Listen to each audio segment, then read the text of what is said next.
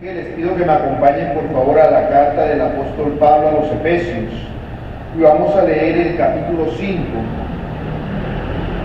y vamos a leer los versículos del 1 al 5, teniendo presente que en esta ocasión solamente vamos a considerar los versículos del 3 al 5. Dice así la palabra del Señor. Efesios 5, 1. Sed pues imitadores de Dios como hijos amados, y andad en amor, como también Cristo nos amó y se entregó a sí mismo por nosotros, ofrenda y sacrificio a Dios en olor fragante.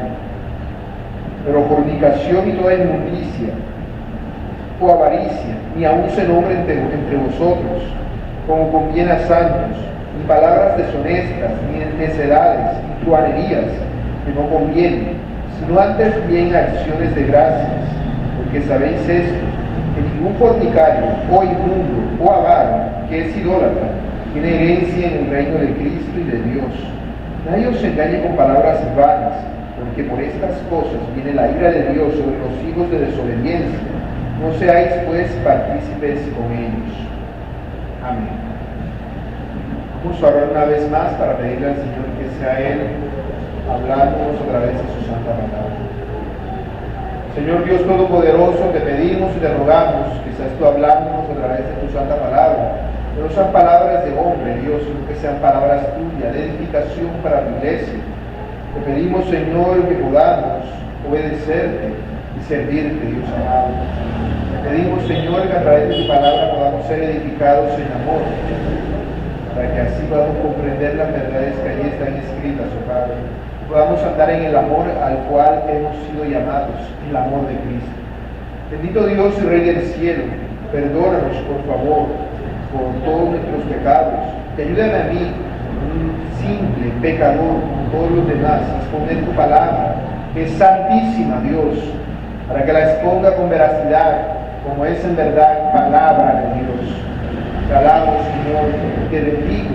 Te pido que estés tú hablando de tu iglesia, que tu Espíritu Santo convence y redarguye de pecado y transforme corazones. A ti nos encomendamos, Padre amado, en el nombre de Cristo Jesús, tu Hijo, nuestro Señor y Salvador. Amén y amén.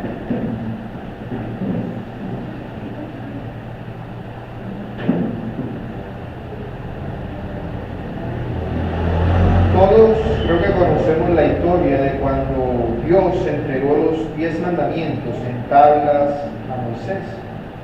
Sabemos que él estuvo 40 días en lo alto del monte Sinaí recibiendo la ley de parte de Dios. Sin embargo, mientras Moisés estaba en lo alto del monte, el pueblo se rebeló contra Dios, que los acababa de sacar de Egipto y que los había venido guiando hasta ese lugar, haciéndose un becerro de oro, al cual trataron de Dios, porque ellos se hicieron un Dios a su propia imagen y a su propia semejanza.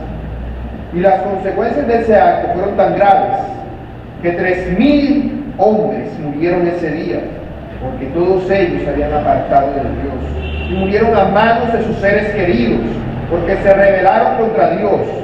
Moisés ordenó a que cada quien matara a todo aquel que no servía al Dios verdadero, inclusive si eran de su propia familia, fueran hijos, padres, madres o hermanos, porque lo que se había cometido era un acto perverso contra el Dios Santo, era una fornicación con un ídolo, siendo ellos el pueblo desposado con Dios. Era algo vil y terrible. Por eso es muy importante para nosotros tener esto presente y apartarnos de toda idolatría, que también es fornicación, porque por estas cosas es que viene la ira de Dios sobre los hijos de desobediencia. Recordando, dado que esta carta no es la que estamos exponiendo, les recuerdo que el contexto de la carta al libro de los Efesios es una carta en la cual se nos habla acerca de lo que es la iglesia del Dios viviente. Esta carta consta de 2 partes. Los 3 primeros capítulos nos dice quién es la iglesia para Dios. Y los 3 últimos capítulos nos hablan acerca de cómo nosotros, siendo iglesia, debemos andar en este mundo. Por ello vemos cómo el apóstol Pablo ha venido explicándole a Timoteo acerca de lo que es la iglesia, de cómo la iglesia es bendecida y bienaventurada por haber sido escogida por Dios, porque no solamente es un pueblo, sino que es un pueblo inimaginable, algo que era un misterio para los judíos, un pueblo conformado por judíos y gentiles, un pueblo conformado por personas del mundo entero. Es la gloriosa iglesia de Cristo. Y ante tal cosa, el apóstol Pablo manda a los creyentes, en esta segunda parte, a andar como es debido a los que son de Cristo. Primero nos dice que debemos andar en unidad. Debemos andar en unidad porque somos un solo pueblo al servicio de nuestro Dios. Pero también nos dice, al inicio de este capítulo 5, que debemos andar en amor. Porque el amor es de Dios, porque Dios es amor. ¿Y en qué se evidencia el amor? Muchas ocasiones lo hemos dicho, por lo general cito solamente Juan 14:15, ya que es el que más fácil de recordar, el que se nos dice textualmente cómo es que se evidencia el amor. Pero leo el versículo 21 de Juan 14, dice: el que tiene mis mandamientos y los guarda, ese es el que me ama. Y el que me ama será amado por mi Padre, y yo lo amaré y me manifestaré a él. De tal manera que cuando el Señor nos dice que andemos en amor, ¿a qué se refiere? ¿A que andemos por la calle diciéndole a todo el mundo, yo te amo, yo te quiero? No, ¿cierto? Él está diciendo a que vivamos en este mundo guardando sus mandamientos. Porque el que está en sujeción al que ama, demuestra su amor, sujetándose en todo aquel al que ama. Si nosotros estamos sujetos al Padre, debemos evidenciar ese amor, sujetándonos a Él en todo lo que Él nos ha dicho. Si amamos a Cristo, debemos sujetarnos a Él en ese amor que Él nos ha dado. ¿Cuál es el problema con todo esto? ¿Y por qué esta idea es tan rara para la mente humana de nuestro tiempo?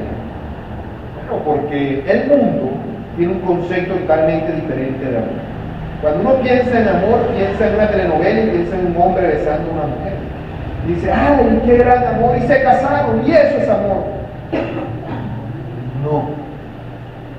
No necesariamente, solamente el hecho de que alguien se bese con otra persona no es amor. Mucho menos aquello que llaman hacer el amor. No es amor. Simplemente cuando dos personas se casan, hacen votos de uno cuidar y del otro someterse, igual a la relación de Dios y nosotros. Por eso es un amor bíblico el matrimonio. Cualquier otro caso de amor es un amor falso. Por eso a este sermón titulado Cuidado con el falso amor. Y lo explicaré en dos puntos. Primero, ¿en qué consiste el falso amor? Y segundo, advertencia contra el falso amor. Primero, ¿en qué consiste el falso amor?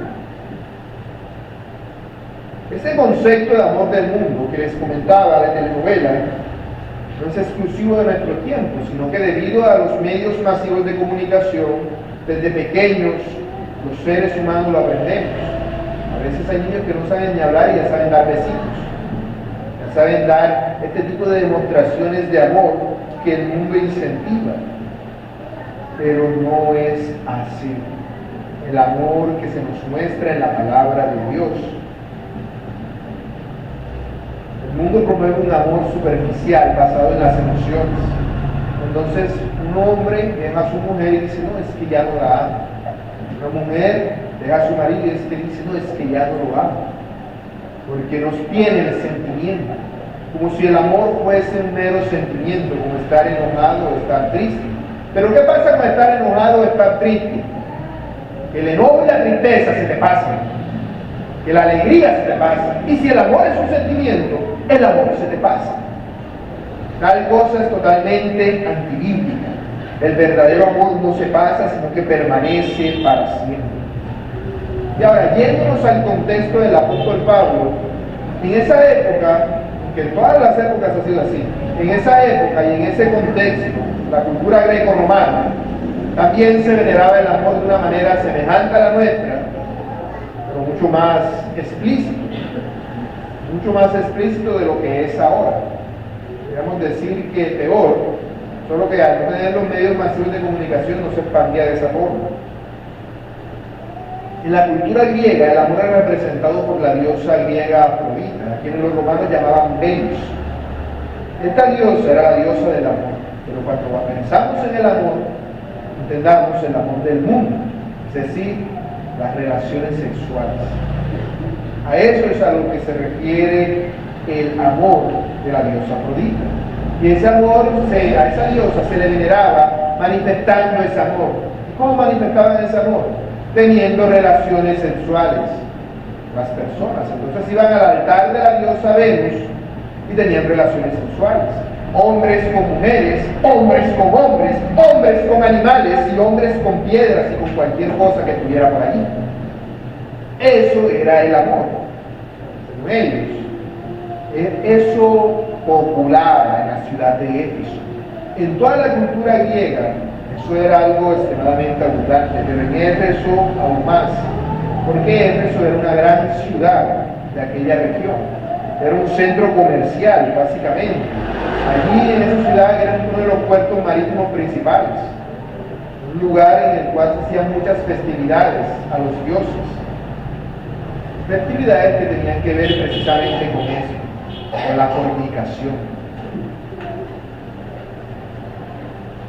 De hecho, algo que ocurría en este tipo de lugares era que en los templos paganos, no solamente cuando habían fiestas, sino de continuo existían sacerdotisas rituales. ¿Qué hacían estas sacerdotisas? Fornicaban con todos los hombres que iban a adorar a las diosas. Tenían relaciones sexuales con todos, todo el tiempo. Esa era una forma de adoración pagana, la verdad. Pero era algo con lo cual los efesios estaban acostumbrados.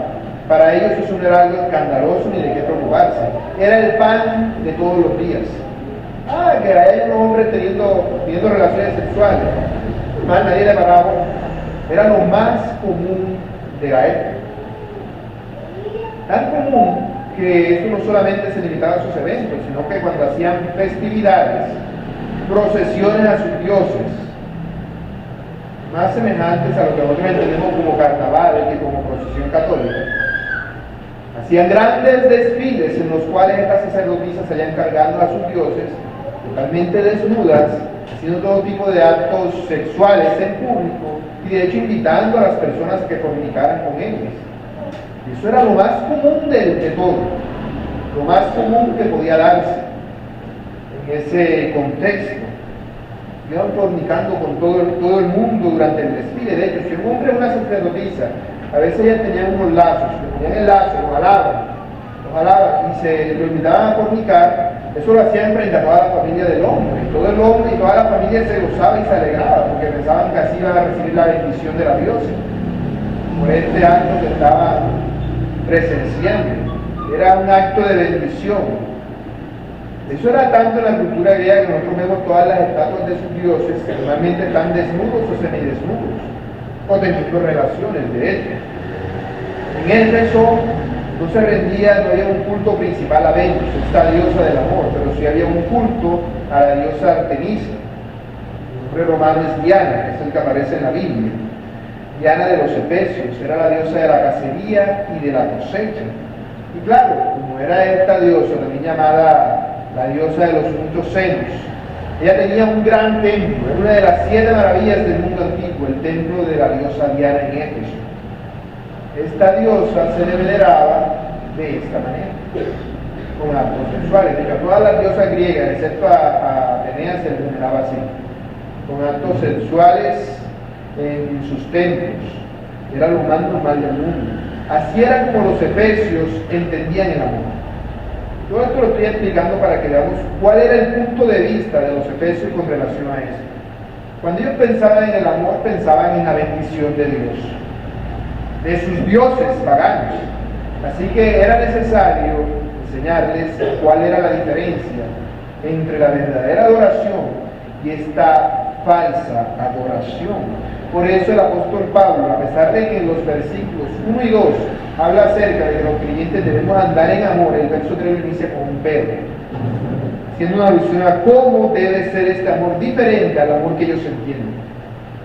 Por eso les dice, pero fornicación.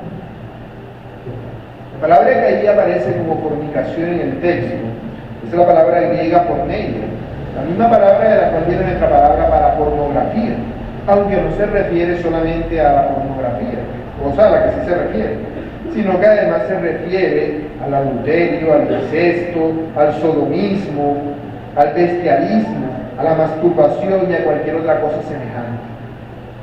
Esa palabra abarca una gran cantidad de depravaciones sexuales. Obviamente, no todas estas prácticas están al mismo nivel. No es lo mismo el que se masturba que el que tiene sexo con un animal. Son diferentes, pero todas ellas son abominables delante de Dios y todas ellas son pecados. Tal cosa no debe darse jamás en la mente del creyente. Eso es lo que Pablo quiere que ellos se saquen de la cabeza. Que cuando les digan amor, no están hablando de eso. Cuando les digan amor, no están hablando de este tipo de cosas, sino que deben andar en amor tal cual anduvo Cristo, y no en el amor falso del mundo. Ahora, este tipo de amor tan escandaloso, es escandaloso porque ellos lo llegaron al extremo. Al extremo lo llevaron. En nuestra cultura nosotros vemos brotes de esto, y no es de extrañar que en unos años pase así. Realmente pase todo lo que les acabé de contar, pase por las calles de por aquí. Eso no es de extrañar, porque hacia eso apunta la cultura del mundo, a volver a todo ese tipo de paganismo. Debido a la expansión del cristianismo, que fue durante el yugo católico, todo este tipo de cosas se acabaron, por lo menos de manera pública. Pero al despreciarse a Dios y al apartarse de Dios, la tendencia humana es a volver a lo mismo en la cultura, a que el amor depravado sea todavía mayor. Pero ¿por qué surge este amor depravado? Por el corazón. Porque los que hacen este tipo de cosas, lo que más aman es a ellos mismos. Lo que quieren es satisfacer los deseos egoístas que tienen en el corazón. Son personas realmente llevadas por sus pasiones y sus deseos. Vemos que eso fue lo que causó de manera evidente la destrucción de Sodoma y Gomorra, pero en realidad eso no fue. Esa fue, como dice uno, la gotita que derramó el vaso. Eso ya fue la manifestación máxima. Eso era lo que estaba pasando en ellos. Por eso nosotros podemos pensar, no, es que eso ocurría en aquel tiempo. No, a eso apunta nuestra cultura, a eso es a lo que apunta el mundo. Mientras más aparte de Dios, así se va a volver. Nada más es que te sientes y escuchas una de estas canciones que ponen ahorita en las noches. Hablan es básicamente eso, y si eso lo cantan, no te extrañes que ahorita lo muestren en los canales públicos a los niños pequeños y luego lo vean en los desfiles por las calles. Es lo más normal del mundo en unos cuantos años. Hacia eso apunta la cultura del mundo. Es de esto de lo que debemos guardarnos, de este tipo de cosas. Porque el falso amor tergiversa el verdadero amor al cambiar el foco. El verdadero amor es hacia Cristo, el falso amor es hacia ti, hacia lo que tú quieres, lo que tú deseas y lo que tú anhelas. Y no se va quitando obstáculos para todo aquello que te impida. Si tienes un deseo laxivo, satisfácelo. Eso es lo que el falso amor te dice. ¿Qué te dice Cristo? No hagas caso a tus deseos, no hagas caso a lo que tú quieres, haz caso a lo que yo te digo. Por eso el Señor dice, si me amas, guarda mis mandamientos. Obedéceme a mí, porque yo sé lo que es mejor para ti. Tú no lo sabes. Si te dejas llevar por el corazón, todos nosotros podríamos terminar en esa situación. Es que no llegamos a esos extremos porque Dios lo ha limitado por medio de su gracia común. Simplemente por eso, no por nosotros. Dios lo ha limitado. Vemos que el mandamiento nos dice que la codicia también es algo de lo cual debemos apartarnos, pero debemos ligar la palabra codicia que ya aparece a la palabra fornicación. porque cuando habla de codicia se refiere a lo que estoy diciendo. Una persona que ama tanto, que se ama tanto a sí mismo, que está dispuesto a hacer lo que sea para conseguirlo. Codicia, no tiene satisfacción, no tiene contentamiento, nunca es agradecido con lo que Dios le da. Siempre quiere más y más y más y más. Y lo que aquello que obtiene en un momento le aburre, le cansa y quiere más. Y eso que tiene más le aburre, le cansa y quiere más, y va escalando. Y va escalando en depravación. De tal manera que se va haciendo cada vez peor. Cada vez peor y mucho peor. De tal manera que las personas terminan cayendo en todo tipo de pecados. Porque lo que se busca, el amor falso, es eso. Ámate a ti mismo. No te dicen no ames a Dios, sino ámate a ti mismo. Porque cuando te amas a ti mismo, automáticamente delegas a Dios. A quien nosotros debemos amar es a Dios. Si tú amas a tu esposa, a tu esposo, a tus hijos, a tus hijas, a tus hermanos, debes amarlo por Dios, no por ellos.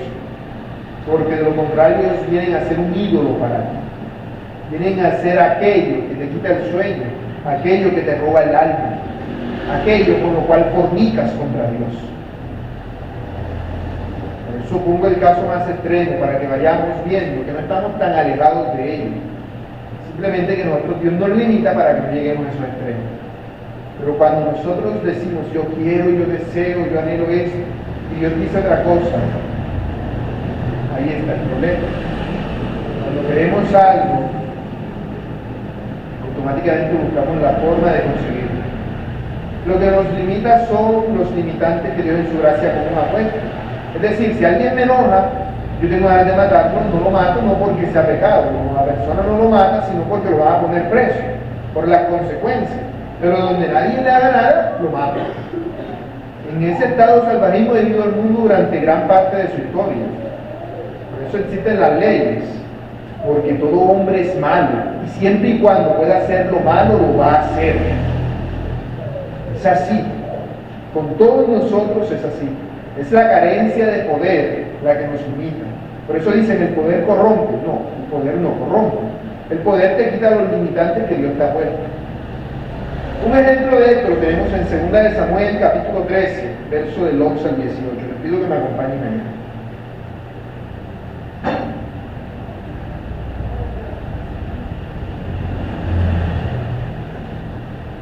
Segunda de Samuel, de hecho primera me equivoqué. Segunda de Samuel, capítulo 13, verso 11.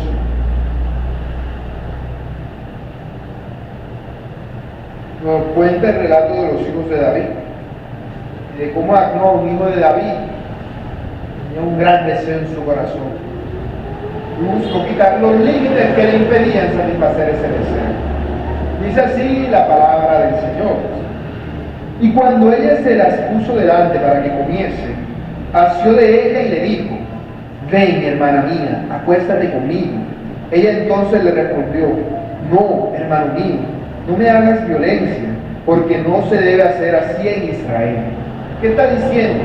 Vemos al hermano, supuestamente él, leemos en los versículos anteriores, enfermo de amor por su hermana, por su medio hermana, y quería acostarse con ella. Así que siguiendo un mal consejo buscó la manera de hacerlo. Hizo el enfermo, hizo que le prepararon unos alimentos y ahora la agarró y le dijo: ven, acuéstate conmigo. Y la hermana que le dijo: no, hermano mío, no me hagas violencia, porque no se debe hacer así en Israel.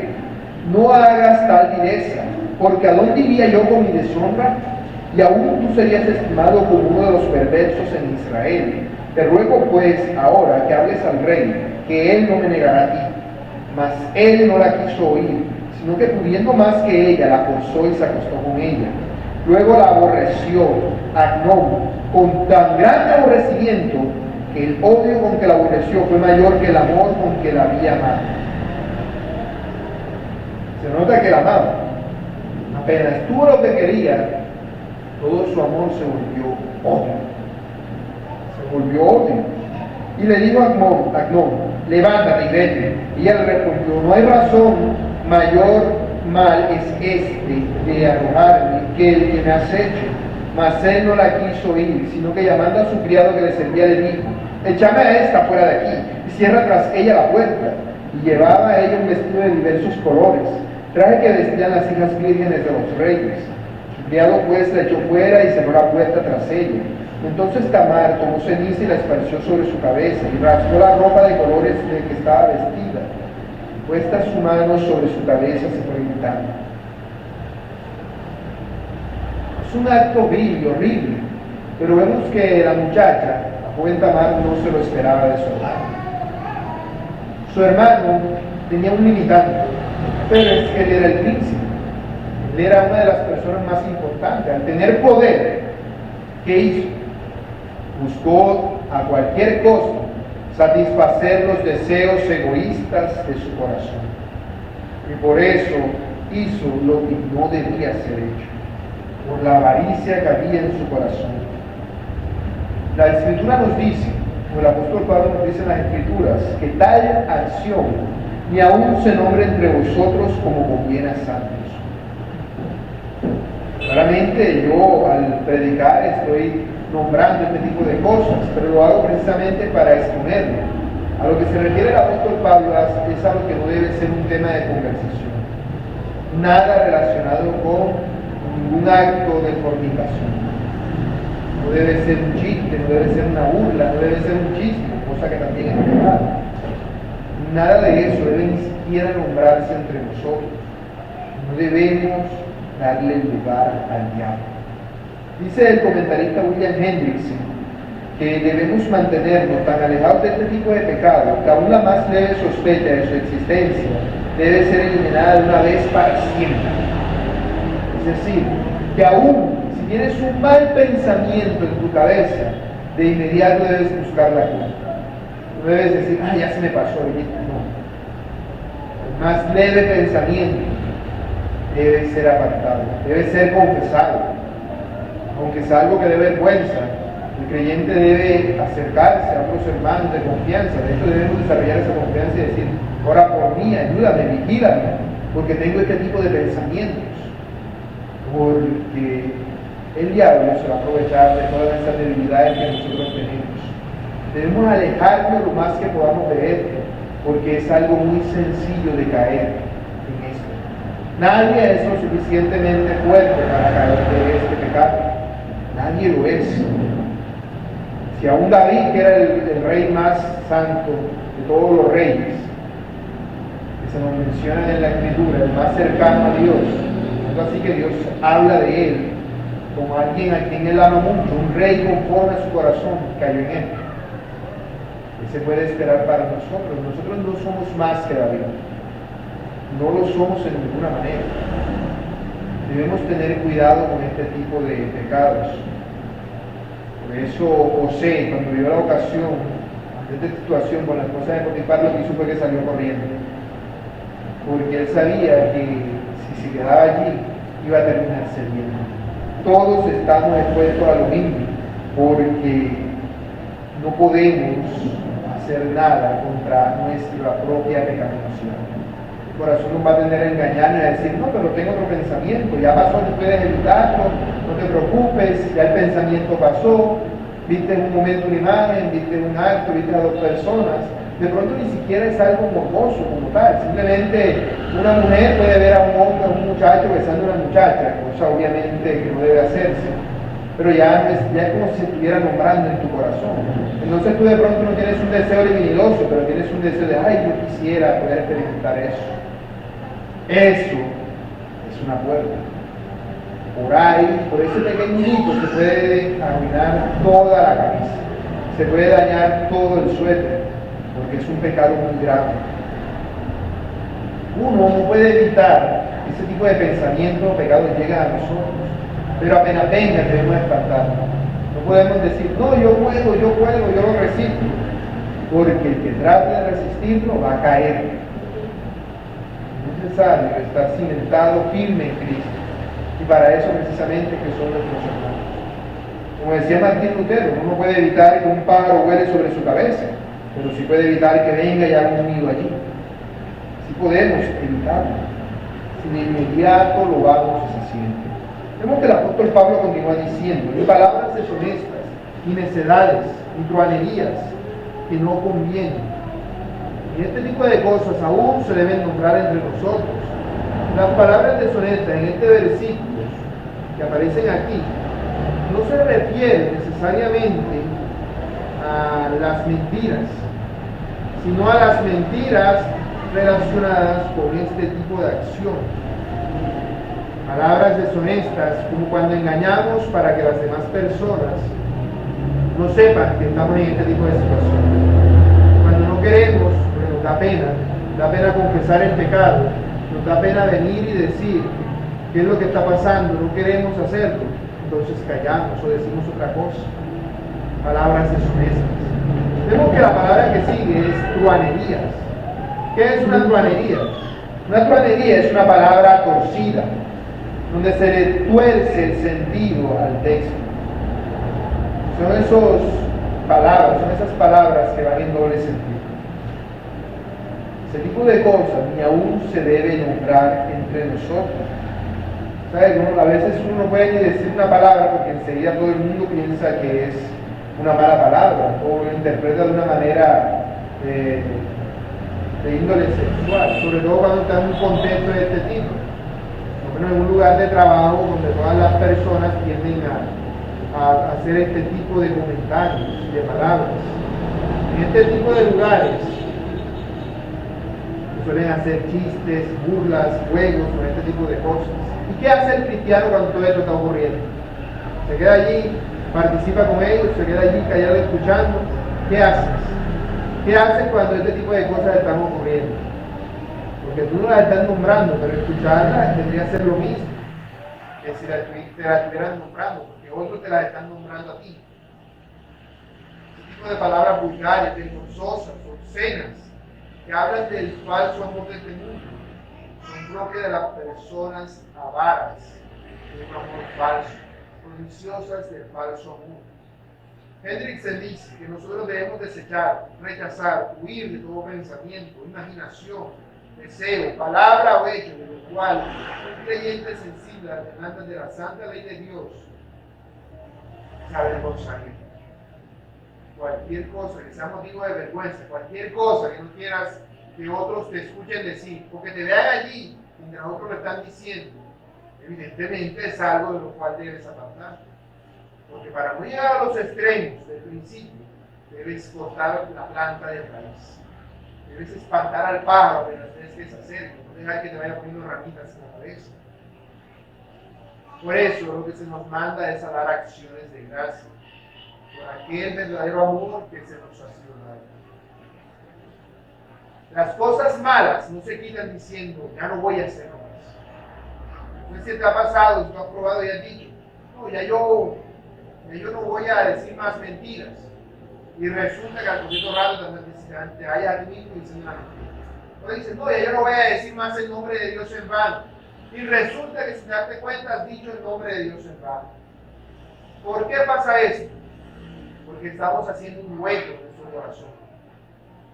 Pero no lo estamos llenando con nada. Si tú sacas lo que está mal, pero lo dejas así, pues lo malo, la tierra va a apenas llueve otra vez, la tierra viene y se llena otra vez en el hueco que hiciste. Es que termina peor, dice el Señor, cuando el espíritu inmundo sale de una persona, se va, luego regresa y encuentra la casa limpiecita, vacía de ordenada, viene con otros 7. Termina siendo la persona peor de lo que antes era. No, debemos cambiar lo malo por lo bueno. Debemos cambiar el chip por completo. No se trata de simplemente decir voy a dejar de hacer esto, sino voy a empezar a hacer esto, que es contrario a aquello. Por eso dice el apóstol Pablo a los Filipenses en Filipenses 4:8. Por lo demás, hermanos, todo lo que es verdadero, todo lo honesto, todo lo justo, todo lo puro, todo lo amable, todo lo que es de buen nombre, si hay virtud alguna, si hay algo digno de alabanza, en esto pensar. Cuando dicen esto pensar, no se refiere a que cuando vengan los malos pensamientos en eso vas a pensar. No, sino que debes llenar tu mente de este tipo de cosas, de lo verdadero, de lo honesto, de lo justo, de lo puro, de lo amable, de lo que es de buen nombre, de aquello que es virtuoso, de aquello que es digno de alabanza. En eso debes pasarte pensando todo el tiempo. Si haces eso, lo malo no va a entrar, porque ya tienes tu mente saturada con ello. De tal manera que cuando lo malo viene, no encuentra por dónde tiene que devolverse. El problema es que tú sacas lo malo y le das el hueco, regresa lo malo y se vuelve. Es allí el problema. Por eso se nos manda a pensar en aquello que es correcto delante de Dios. Un teólogo dijo una vez: cuando la mente y el corazón se hayan centrado en todas las cosas hermosas y resplandecientes que Dios nos otorga, que aún tiene atesorada para nosotros, el interés en la despreciable indecencia se desvanece, se acaba por completo. Así que debemos tener cuidado, mis hermanos, con el falso amor. Por eso ahora vamos al segundo punto, las advertencias contra el falso amor. Dice el verso 5: porque sabéis esto, que ningún fornicario, o inmundo, o avaro, que es idólatra, tiene herencia en el reino de Cristo y de Dios. Ese versículo me parece que es bastante claro.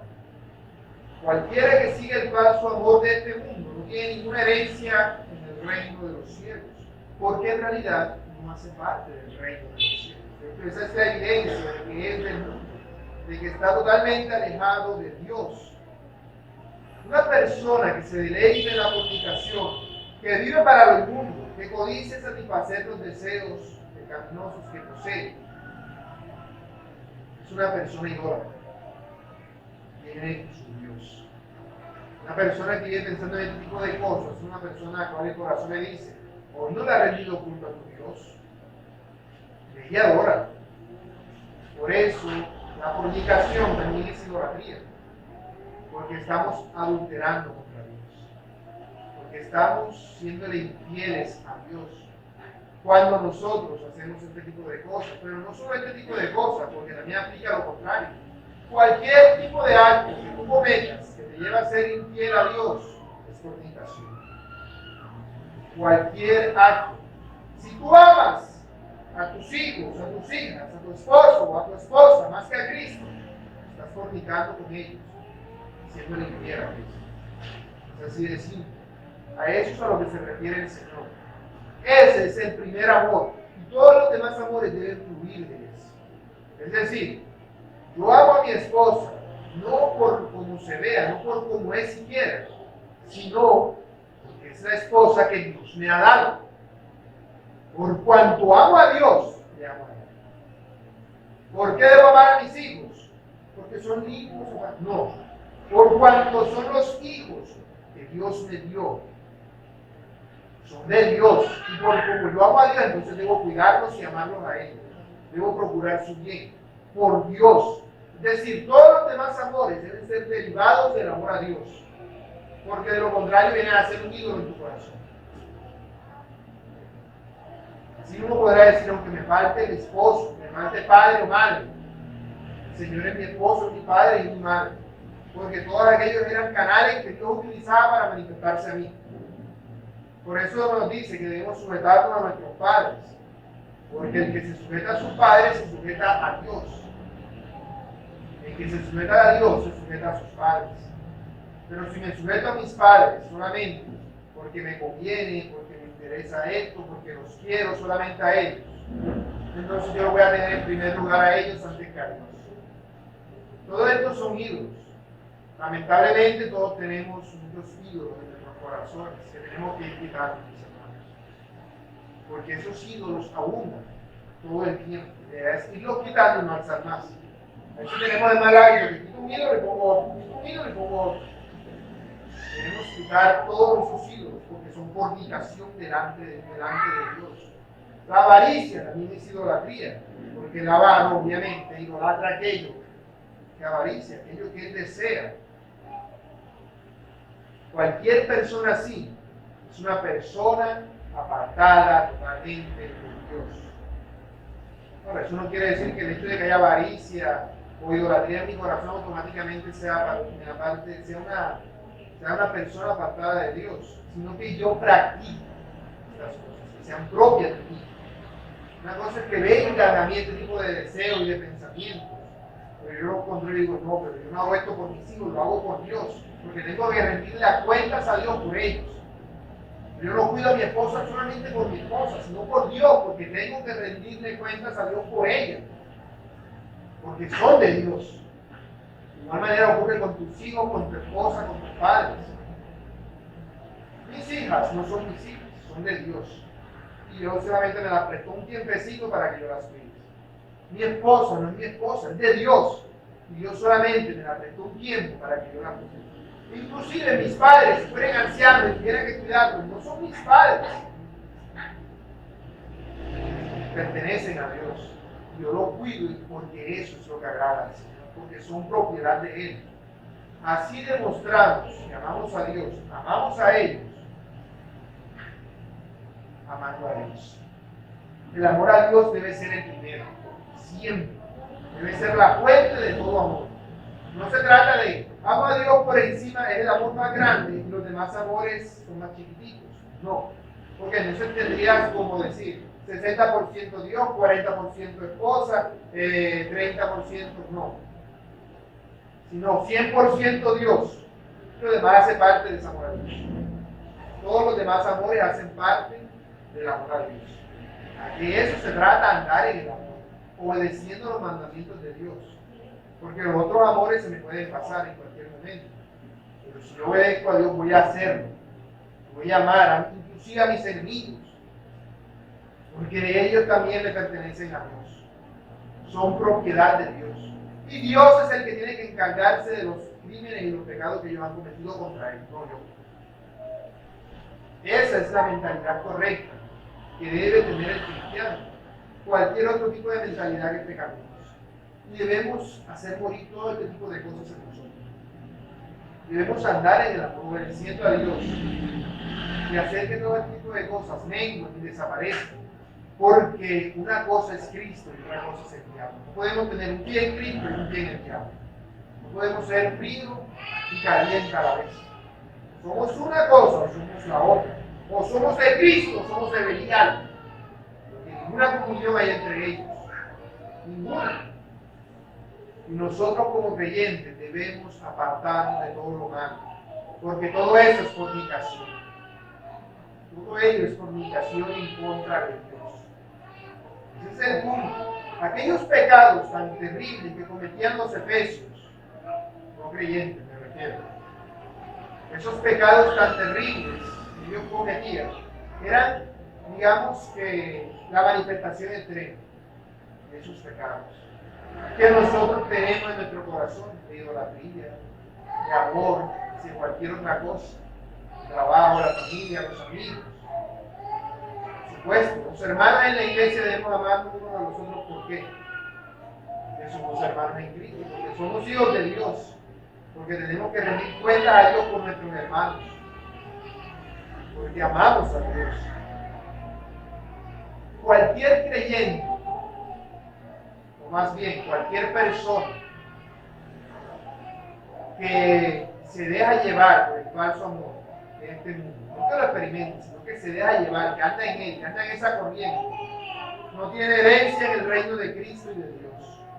No tiene nada que ver en el reino de Cristo. Porque no tiene a Dios por fundamento, no tiene herencia con Él.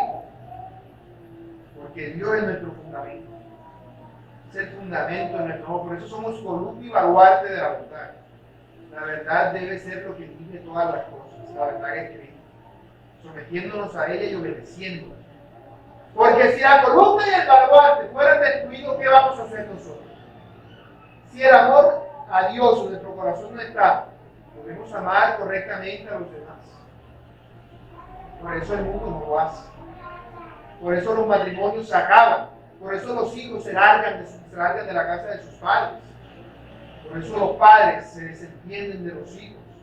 Algunos hasta los matan cuando son pequeños. Inclusive en ese estado. Son manifestaciones extremas de personas que no tienen el amor a Dios en su corazón. Porque el amor a Dios es el fundamento del cual depende todas las demás cosas. Como dice el Salmo 11, verso 3, si fueren destruidos los fundamentos, dejará ser el justo. Jehová está en su santo templo.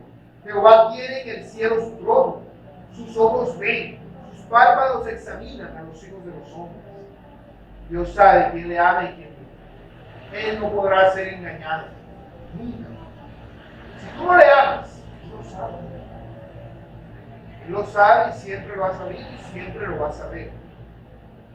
Él es el fundamento de nosotros los creyentes.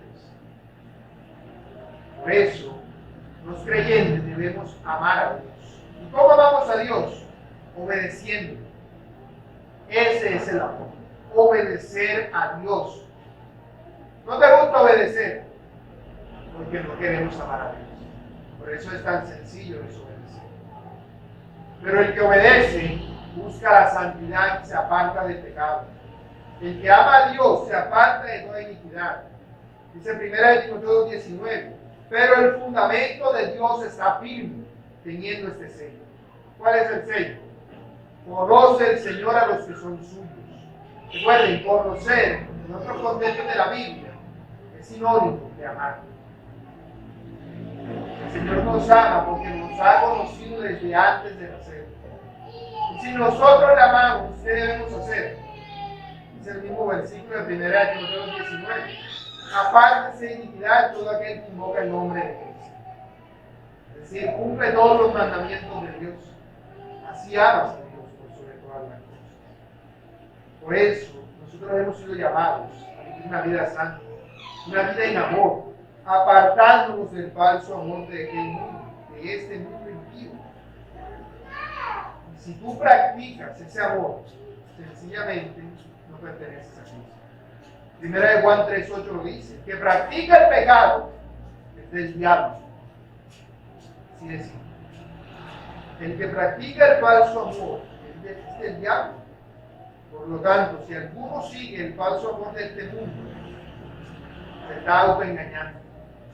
Y tú dices: yo soy cristiano, yo vengo a la iglesia todos los domingos, yo guardo ciertas normas que Dios ha dado. No andas sin el amor. Eres un falso. Uno que no estará dispuesto a dar su vida por Cristo en medio de la tribulación, sino todo lo contrario, irás engañando y siendo engañado, siendo cada vez de mal en peor. Por eso dice Pablo: nadie os engañe con palabras vanas, porque por estas cosas viene la ira de Dios sobre los hijos de desobediencia, por el amor a sí mismos, que se deriva enamorar del mundo. Que quiere el mundo, que quieres tú. Es lo más normal del mundo para las personas sin Dios, porque están muertas en sus delitos y pecados. ¿Qué dicen ellos? Ellos no dicen: yo voy a dar, sino dame. Hoy es Navidad. ¿Qué quiero yo? Y miren, voy a recibir regalos. Voy a recibir regalos. Quítale regalo a aquellos que son impíos y pecadores para ver qué pasa. Buscan la manera de enojarse y de enfadarse con todo el mundo. Y si no quieren ni siquiera dar para controlarse a sí mismos, ni en el más mínimo grado lo expresan en llanto, en lágrimas y quejidos. Simplemente por ello. Así pasa aún con los adultos. El adulto no se va a poner a gritar y a llorar, pero anda amargado y enojado todo el tiempo, porque no recibió lo que él quería recibir. Porque uno dice, la Biblia dice: más bienaventurado es dar que recibir. Pero en nuestro corazón, ¿qué esperamos? Recibir. Y luego yo voy. Hay gente que dice: yo espero que el Señor, yo le doy a los pobres, ahora que se me gane la lotería, que me salga el casino, que este, que lo otro, entonces yo ayudo. No ayudas ahora, no vas a ayudar después. Todo este tipo de cosas son evidencias de personas que no conocen a Dios. El problema es que ese tipo de personas llegan a las iglesias, pueden estar aquí ahora. Tú podrías ser uno de ellos. Y ese es el asunto. Dice Judas 1:4: porque algunos hombres han entrado encubiertamente, los que desde antes habían sido destinados para esta condenación. Hombres impíos convierten en libertinaje la gracia de nuestro Dios. Niegan a Dios, el único soberano de nuestro Señor Jesucristo. Llegan a la iglesia personas así, que lo que buscan es que los amen a ellos, en lugar de ellos amar. De allí surge todo. Esa es la artimaña del diablo. Eso es lo que el mundo te vende en esta época. Compra y consume para que te sientas mejor. Ten esto, ten aquello. Pobrecito de ti, que no tiene todo lo que necesitas. Siempre hay algo más que hace falta. ¿Qué es eso más que hace falta? El falso amor de este mundo. Eso es el falso amor de este mundo. Lo que llaman consumismo.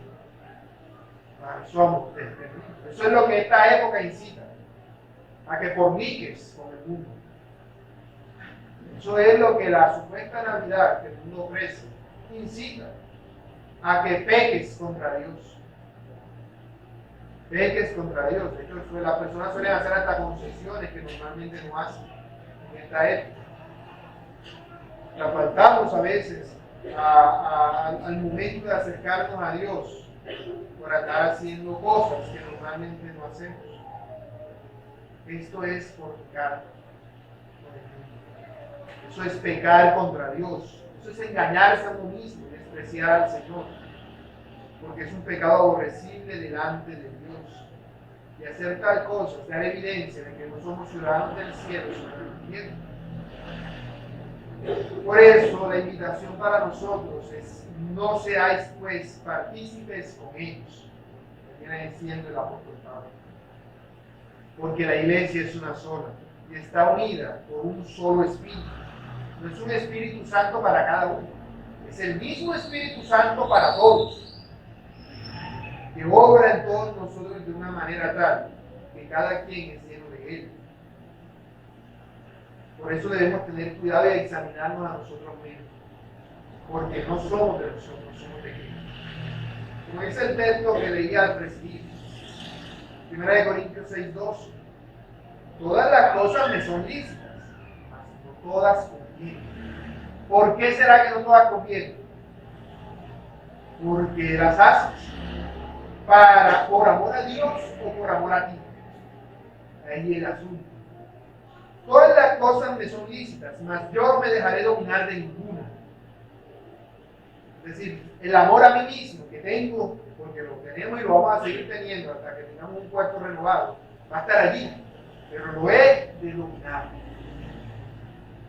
Las viandas son para el vientre, las viandas son el alimento, los alimentos, y el vientre para las viandas, pero tanto al uno como a las otras les a Dios. Para que reflexione aquello que tú tanto deseas.